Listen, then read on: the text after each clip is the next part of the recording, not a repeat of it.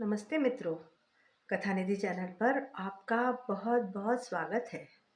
हमारी आज की कहानी का नाम है निर्णय। तो चलिए कहानी शुरू करते हैं।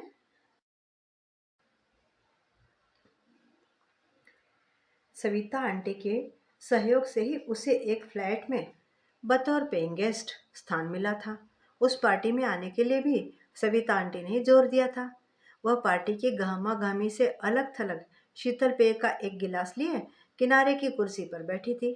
अचानक अपने सामने कुर्सी खींचकर बैठे शख्स को उसने ध्यान से देखा। मुझे पहचाना? मैं रजत दास, उस शख्स ने कहा। हाँ हाँ, उसने कहा। उस शख्स को तो वो भूल ही नहीं सकती थी।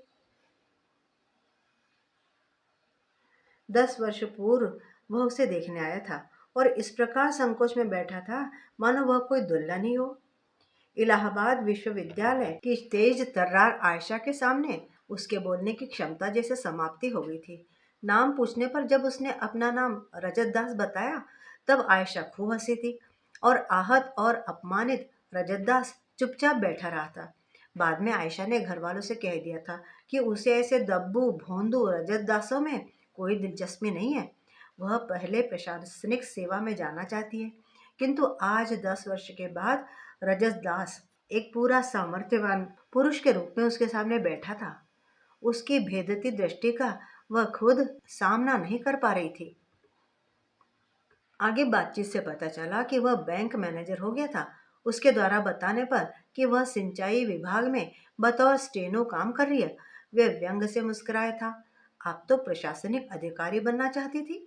चाहने से ही तो सब संभव नहीं हो जाता, उसने बेजारी से कहा और जाने के लिए उठ खड़ी हुई।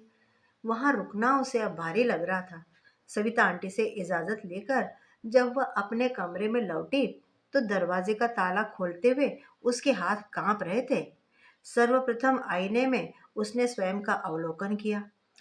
30 वर्ष की उम्र में भी वह सुंदर और कमनीय लग रही थी। इससे उसे कुछ संतोष सा अनुभव हुआ। बिस्तर पर लेटते ही उसका दिमाग अतीत में भटकने लगा। वह माँ बाप की इकलौती पुत्री व दोनों भाइयों की लाडली छोटी बहन थी। पढ़ाई में हमेशा अव्वल रहने के कारण उसके ख्वाब बहुत ऊंचे थे। वह प्रशासनिक अधिकारी बनकर घर परिवार की सहायता करना चाहती थी और उसके लिए प्रयत्न भी कर ही रही थी। किंतु विश्वविद्यालय के रंगीन वातावरण और सहशिक्षा के आकर्षण ने उसे बड़ा मंचली बना दिया था। साथ ही छात्रों द्वारा किए गए कमेंटों से उसे रोमांच का अनुभव होता था। अतः मानसिक भटकन का दौर आरंभ हो गया। आयशा अपनी उन सहेलियों को हिकारत भरी नजर से देखती जो शादी करके बच्चे पाल रही थी। विवाहोपरांत रोटी बनाकर घर में जीवन व्यतीत करने वाली स्त्रियां उसे गुलामी की प्रतीक लगती। उसके संपर्क में आने वाले लोग जब उससे पूछते कि वह शादी कब तक करेगी तो वह कहती कि पढ़ाई पूरी करके नौकरी में जमने के बाद ही वह इस बारे में सोचेगी। उस दौरान आए सभी रिश्ते उसने बड़ी बेदर्दी से ठुकरा दिए थे। अतः घर वालों ने उसे उसकी मर्जी पर छोड़ दिया था। बाद बाद में उसने प्रशासनिक सेवा की प्रतियोगिता परीक्षा में 2 बार प्रयास किए। दोनों ही बार असफल रही। हार कर वह बैंक की नौकरी के लिए कोशिश करने लगी, किंतु वहां भी सफलता हाथ नहीं लगी। उसकी लगभग सभी सहेलियों ने विवाह करके घर बसा लिए थे, किंतु उसे किसी मामूली पुरुष से विवाह करना कबूल न था। आयशा को ऐसे लोगों और ऐसी व्यवस्था से भी घृणा थी जो एक लड़की की सारी खूबियों और योग्यता को शादी के मापदंड पर तोलते थे। वह शादी की अहमियत तो समझती थी, लेकिन मन के मुताबिक आदमी भी तो मिलना जरूरी था। उसे मनमाफिक नौकरी भी नहीं मिली। नौकरी के नाम पर बस स्टेनो का जॉब मिला। उसने शुरू में सोचा कि अच्छी नौकरी मिलने पर वह इस जॉब को छोड़ देगी, किंतु बाद में यही नौकरी जैसे उसकी नियति बन गई। कई वर्ष बाद इस शहर में स्थानांतरण होने तक सब कुछ शांत व घटना विहीन ही चल रहा था। किंतु रजत दास से हुई भेंट ने मानो शांत जल में कंकड़ फेंक दिया था। उसे याद आया कि उसने क्या कुछ खोया था, क्या कुछ सोचा था, किंतु उसे क्या मिला? शायद यह था सपने और यथार्थ में अंतर। इत्तफाकन इस बीच आयशा के रजत दास से कई बार भेंट हुई। उसने उसे कार पर लिफ्ट दी थी, साथ साथ कॉफी भी पी। इसके अलावा रजत दास अक्सर उसके छोटे से कमरे में भी पहुंच जाता। आयशा को रजत दास की इत्तिफाकन या जानबूझकर इस प्रकार मिलना, उसमें रुचि जाहिर करना अच्छा लगता था। कभी कभी वो उसके शरीर या चेहरे पर प्रशासनिक दृष्टि डालता, कभी उसके कपड़ों को आकर्षक बताता। आयशा एक अनजाने आकर्षण की गिरफ्त में आ गई थी। वर्षों पहले उसके ऊंचे उड़ते ख्वाबों ने जिस व्यक्ति को नाकाबिल सिद्ध कर दिया था, आज हृदय उसे अपनाने को उत्सुक हो उठा था। वह बेसब्री से उसके उस विशेष प्रस्ताव की प्रतीक्षा कर रही थी, जो उन्हें एक अटूट बंधन में बांध देता। एक रात मम्मी ने आयशा को फोन करके कहा, आयशा, तेरे राजीव चाचा की लड़की अंकिता आजकल लखनऊ में ही रह रही है। उसका जेठ नवीन अभी 2 सप्ताह पूर्व स्थानांतरण के बाद वहां पहुंचा है। वह अपर पुलिस अधीक्षक है।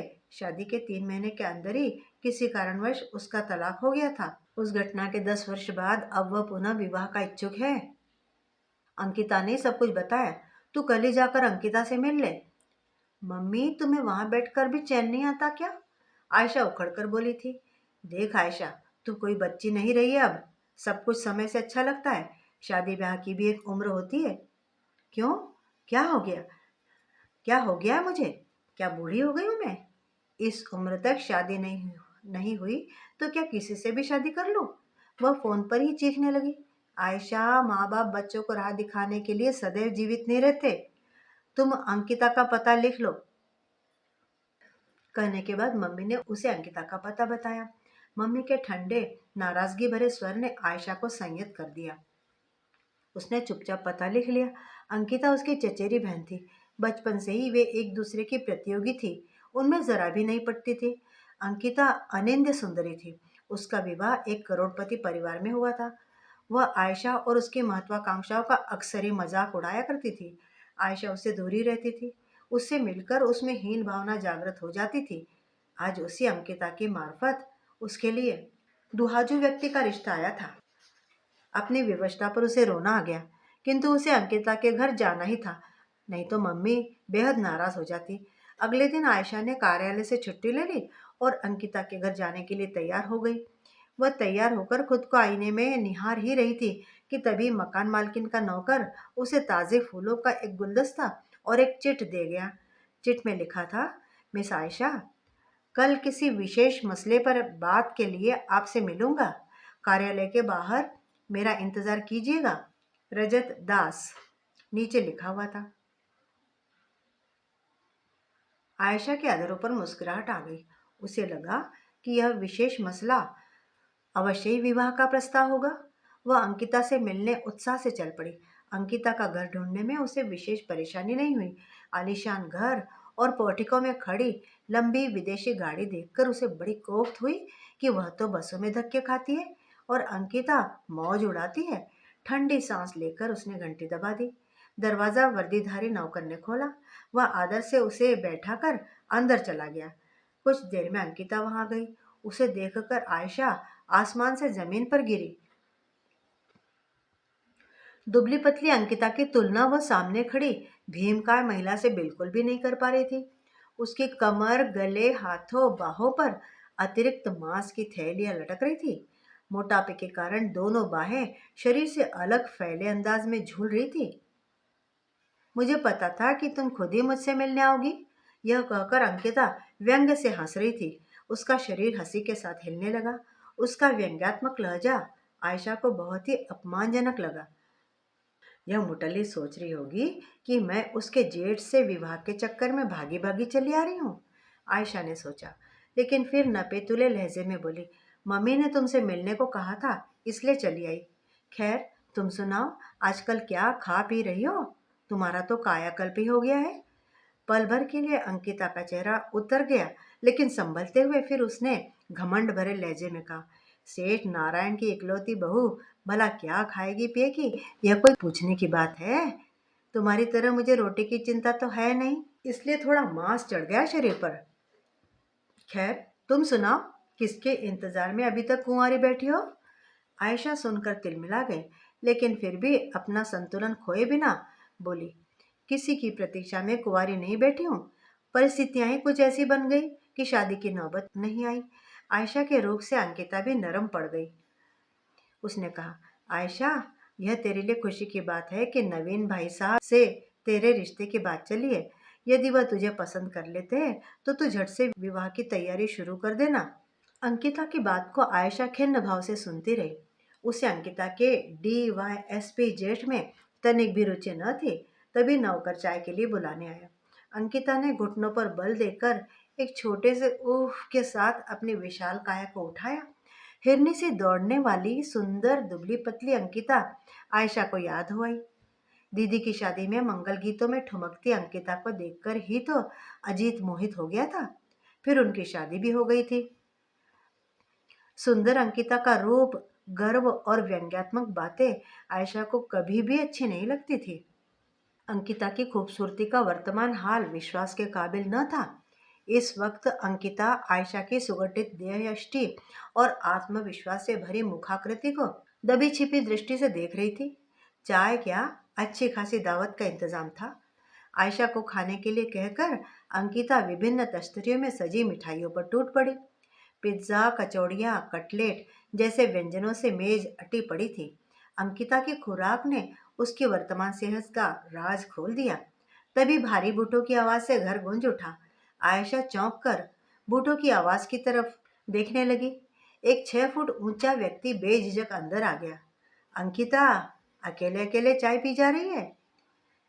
आइए आइए, आयशा आई है। इसके बारे में मैंने आपसे बताया था ना। अंकिता ने खड़ी होकर आंचल सिर पर डालने का उपक्रम किया। ओह अच्छा, कहकर वह आयशा से के बिल्कुल बगल की सीट पर बैठ गया। एक भरपूर नजर उस पर डालकर वह भी खाने में जुट गया।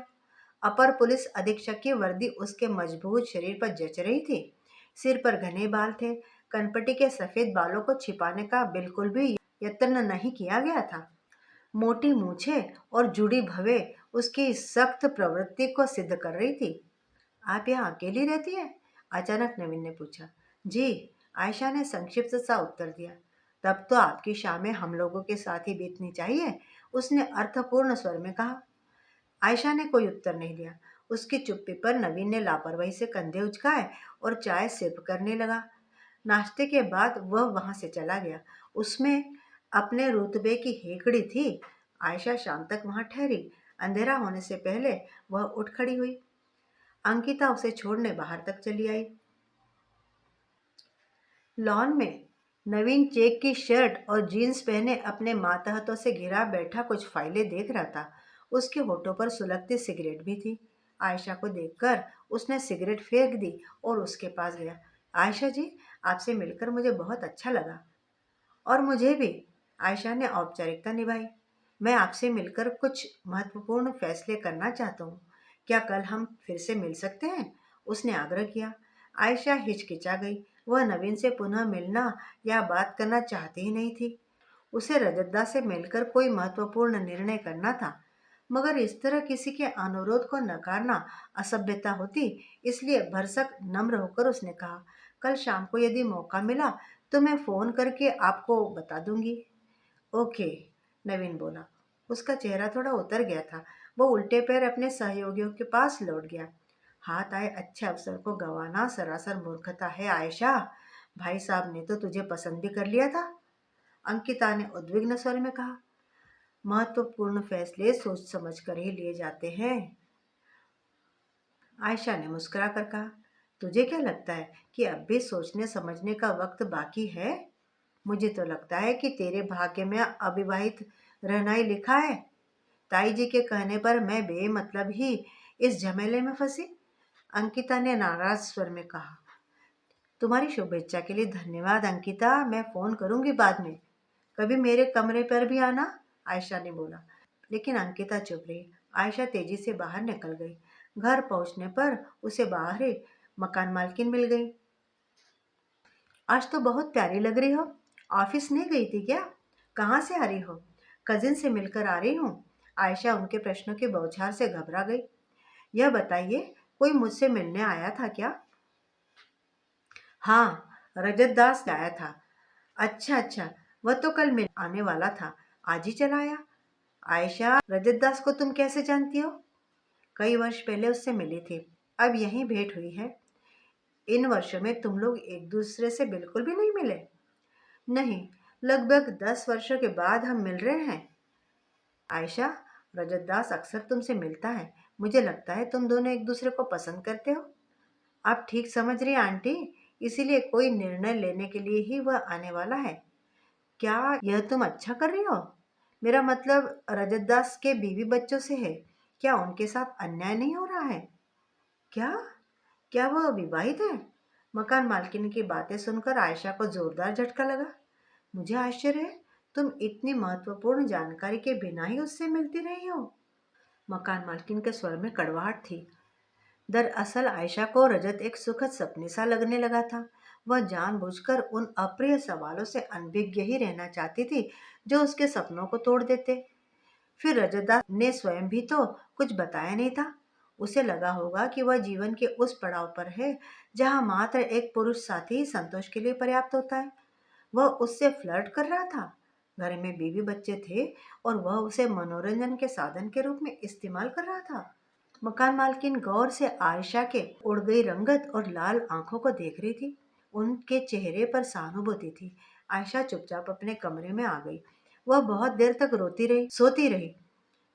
उसे कई बार वक्त के थप्पड़ों से मार्मिक आघात लगे थे, जिसने उसके स्वाभिमान को क्षत विक्षत कर दिया था। परंतु आज की घटना से तो उसका विश्वास ही डोल गया। उसका विवेक चेतना शून्य हो गया था। वह धोखेबाज महत्वपूर्ण निर्णय के लिए आएगा, शायद बिना शादी किए साथ रहने के लिए कहे। क्या वह बर्दाश्त कर पाएगी? अचानक कुछ सोचकर आयशा झटके से उठी। उसने आंसू भरे चेहरे को इस तरह पोंछा जैसे जीवन से अवसाद को पोंछ रही हो। कमरे से निकलकर वह मकान मालकिन की बैठक में पहुंची। वहां कोई नहीं था। उसने फोन पर नंबर घुमाया। उधर से जिस भारी भरकम स्वर ने हेलो कहा, वह उसी की प्रतीक्षा कर रही थी कि वही रिसीवर उठाए। हाँ, वह नवीन ही था। आयशा ने प्यार भरे स्वर में कहा, नवीन साहब, आप महत्वपूर्ण फैसले के लिए मुझसे मिलना चाह रहे थे ना? मैं कल शाम आपकी प्रतीक्षा करूंगी। तो मोहतरमा को समय मिल ही गया। बंदा जरूर कल हाजिर हो जाएगा। नवीन की जीवन से भरपूर आवाज ने आयशा के कानों में नवजीवन की घंटियां बजा दी। तो मित्रों, अभी आपने सुनी कहानी निर्णय। उम्मीद करती हूँ कि कहानी आपको अच्छी लगी होगी। आप भी कमेंट करके बताइएगा ज़रूर कि आपको कहानी कैसी लगी। और चैनल पे नए हो तो चैनल को सब्सक्राइब भी ज़रूर ज़रूर कर लीजिएगा। मिलती हूँ जल्दी ही एक बढ़िया सी कहानी के साथ। तब तक विदा। आपका दिन शुभ हो।